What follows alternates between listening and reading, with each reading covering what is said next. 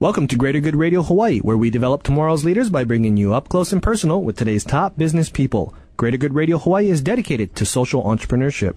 I'm your host, Evan Leong, and with me is my co-host, Carrie Leong. Thank you, Evan. Today's guest is Steve METTER, CEO and Principal of MW Group Limited and Principal Broker of MW Commercial Realty, Inc., which is a real estate development company with over $325 million in assets, including the Pioneer Plaza, which is the building we broadcast from. Others include Nimitz Center, Hawaii Self-Storage, Azeka 1 and 2 Shopping Center, and numerous other properties. Please welcome to Greater Good Radio, Steve METTER. Welcome to our show, Steve. Aloha. Good to be here.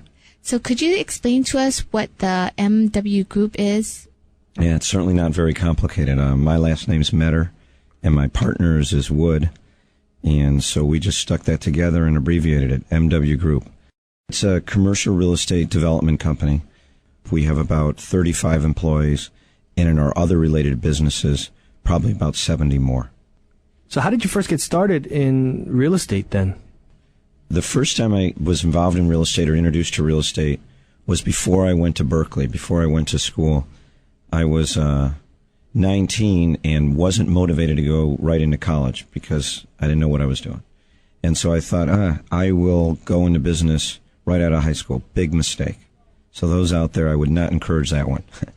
Not only because college provides you the fun and the relationships and helps build your confidence, but it does give you some building block tools.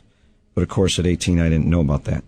So I wanted to make money, and one of the ways I could make money was in real estate. And I remember this was during the Jimmy Carter era when interest rates were 17, 15, 16%. And I had read a book about real estate, and I recognized that when interest rates were so high, the market would be very depressed. And so I put an ad in the paper, if anyone has a mortgage they would like me to assume, I will assume it at the full value of the mortgage. So a guy called, a military guy living in San Diego, and I in effect bought my first condo at 18 and a half, almost 19. He called your home? I called, I left him a message. I was living at home, and I met with him, and it was really funny because I had to tell him, hey, my strategy is to assume your mortgage, which gets you out of your mortgage. You move, and when the real estate market, when interest rates decline, I'm assuming real estate prices will go up. And in the meantime, you can't sell your house anyway. And so I went to knock on the guy's door, and he was expecting an adult, not an 18-and-a-half-year-old little guy. And so I knock on the door, and he says, hey, kid, whatever you're selling, I'm not into it. I've got to wait around for this guy because I'm trying to sell my condo. I said, I'm that guy. And he said, what is this? Candid camera? I said, no, really, I'm that guy. Can I come in? And he was really bummed out because he was trying to sell his condo. And I sat there and said, listen, I can assume your mortgage. And I can afford to pay for it. And he said, well, do you have a job? I said, not exactly, but I'm going to get a job. If I can get your property in contract, I'm going to go to Costco and bag groceries or do whatever I have to do. And I'm going to find a partner to rent the other rooms or buy half the condo. And to make a long story short, I did just that. I found a doctor who wanted to split the condo with me. I got a real estate license, used my commission down to help buy it, ended up assuming his mortgage, lived there for 18 and a half months, and sold it, and used that money to start my education at Berkeley because my parents weren't in a financial position to help me. So that was my first deal. So how did you even know about what a mortgage was? That's a good question. I read a book, and then I got interested in it. I didn't even have a car at that point.